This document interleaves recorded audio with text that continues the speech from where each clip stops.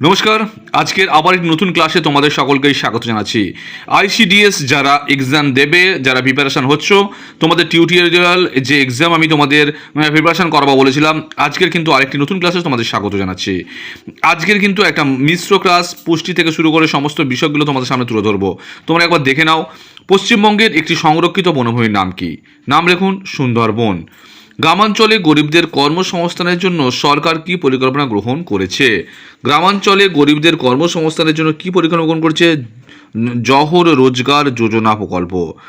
আচ্ছা, আপনার ব্লকে প্রাথমিক স্বাস্থ্য কেন্দ্রটি কোথায় অবস্থিত? সেটা প্রতিটা ডিস্ট্রিক্টে, প্রতিটা ব্লকে তোমরা জানো, সেটা তোমরা জেনে নেবে। শিক্ষক দিবসের সাথে ভারতের কোন প্রাক্তন রাষ্ট্রপতির নাম যুক্ত? শিক্ষক দিবসের সাথে কোন রাষ্ট্রপতির নাম যুক্ত? ডক্টর সর্বপল্লী রাধাকৃষ্ণন। উমার দাগে দেখো, মানবদেহে ভিটামিন ই এর অভাবে কি রোগ হয়? ভিটামিন ই এর অভাবে কি হয়? বন্ধ্যাত্ব রোগ হয়। চয়ের দাগে, পশ্চিমবঙ্গে প্রবাহিত কোন নদীকে দূষণমুক্ত করার জন্য সরকারি পরিকল্পনা গ্রহণ করা হয়েছে? কোন নদীকে দূষণমুক্ত করার জন্য? ভাগীরথী নদীকে। ভাগীরথী নদীকে। লাল ত্রিকোণ এবং রেড ক্রস কি? লাল ত্রিকোণ হলো ফ্যামিলি প্ল্যানিং ডিপার্টমেন্টের প্রতীক চিহ্ন। ফ্যামিলি প্ল্যানিং ডিপার্টমেন্টের প্রতীক চিহ্ন। এবং রেড ক্রস হলো যুদ্ধে আহত যে সমস্ত ব্যক্তিদের সেবা করার একটা আন্তর্জাতিক সেবা প্রতিষ্ঠান ও তার প্রতীক। যারা যুদ্ধে আহত হয় সেই সমস্ত ব্যক্তিদের একটা আন্তর্জাতিক সেবা দেওয়ার জন্য একটা সেবা প্রতিষ্ঠান বা প্রতীক বলা হয়ে থাকে রেড ক্রসকে। এবার ফুল ফর্মটা একবার দেখে নাও। ORS, oral rehydration solution. Oral rehydration solution. FA কি? First aid. ফার্স্ট এড, যদিও এখন তোমাদের অপশানগুলো থাকছে, কিন্তু তোমরা কিন্তু এগুলো দেখে নিতে হবে। আইসিডিএস এর full form integrated child development service. PHC কি?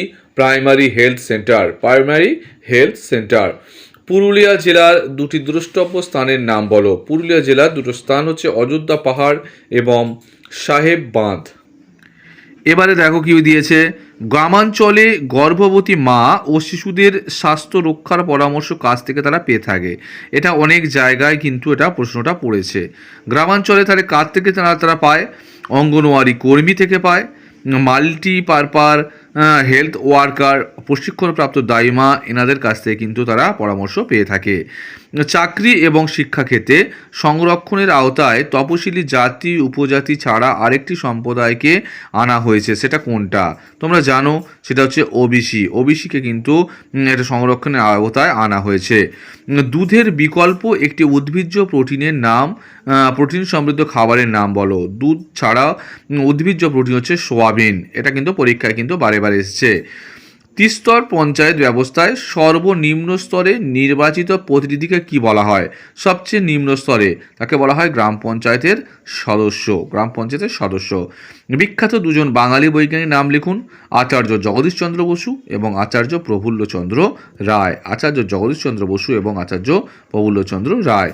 এবং এখানটায় কিন্তু রচনা একটা দেওয়া হয়েছে কি, সার্বিক সাক্ষরতা প্রকল্পের নানা দিক নিয়ে একটা রচনা লিখতে বলা হয়েছে। অথবা সংবাদপত্রের বলয়ে আপনার এলাকায় একটি সামাজিক সমস্যার কথা তুলে ধরুন। এই একটা বিষয় তুলে ধরা হয়েছে। আজকের যে প্রশ্নগুলো দিল সেগুলো কিন্তু বিভিন্ন ডিস্ট্রিক্টে একাধিকবার এসেছে, তোমরা কিন্তু এগুলো প্রস্তুত করে নাও।